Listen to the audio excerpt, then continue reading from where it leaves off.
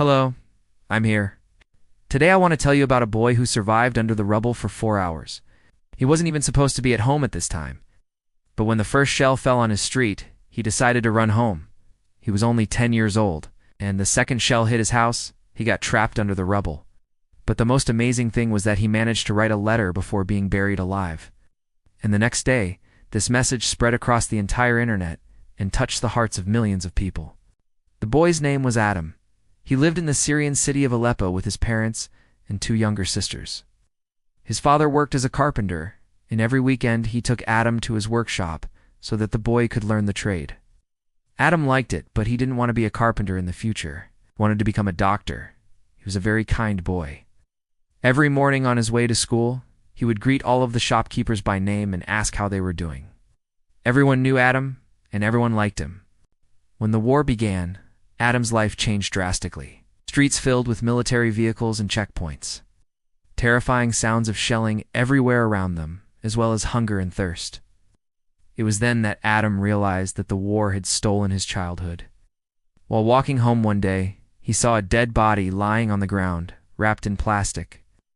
The boy was scared, because he thought that this was what his own face would look like someday. That same day he ran home as fast as he could, because he heard another loud explosion. He hoped that nothing bad had happened to his family. Adam never imagined that one of those shells would fall right on his house. That evening, the boy was eating dinner with his mom, when suddenly the wall collapsed. The mother instantly rushed to her children's room to make sure they were okay. As she pulled Adam out from beneath the rubble, he looked around and saw that his mother was nowhere to be found. Then he cried out for help. Breathing heavily, Adam managed to crawl into the next room where his little sister was crying. The boy didn't know that his other sister had already been taken out of the rubble and was safe. All that mattered to him at that moment was saving his little sister. But when he tried to move the concrete slab, he realized it was too heavy. At some point, the boy felt a sharp pain in his leg. Adam understood that he was injured, but he couldn't worry about that now. He tried again to move the concrete slab, but it didn't work, so he started screaming for help. At first, he called out for his mother, but when he realized that she wasn't coming, he shouted for his father. However, no one responded to him. And then the boy remembered his mother's words. She always told him to stay calm and think of a solution instead of just running around like a headless chicken. Adam took a deep breath and tried to think of something. Then he noticed a small gap between the concrete slabs. The boy reached his hand through this hole and managed to turn off the light switch. It was pitch black in the room. In the corner of the room, Adam saw an old transistor radio that his dad used to listen to. It was turned off, but the boy managed to find batteries nearby and turn it on. Suddenly a voice from the radio said, "Attention citizens, I repeat, all citizens. If you need help, call such and such number." Adam didn't know that this was a humanitarian organization that rescued people from under the rubble, but he dialed the number anyway. There was a busy signal. The boy dialed the number again, but still no one answered. Adam kept trying to call for help until his phone battery died. In the end, he was left alone in the dark with the corpses of his dead family members. At some point, the boy's head hit the floor and he lost consciousness. When he woke up, the first thing he saw was a spider crawling over his face. Then he remembered everything that had happened. In the midst of this horror, Adam had an idea. He remembered that he had a small notebook in which he used to keep notes at school.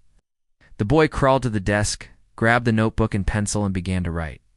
"To whom it may concern, my name is Adam. I am 10 years old. I'm writing this letter to say goodbye to my family and friends. I'm not afraid of death. My mom and little sister are the ones I'm worried about. They're under the rubble. Mom, I love you, little sis. Take care of yourself.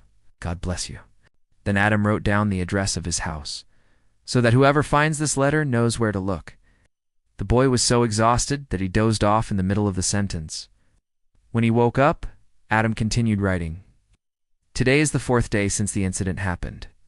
3 days ago, I drank some water from a puddle. Today, I haven't drunk anything.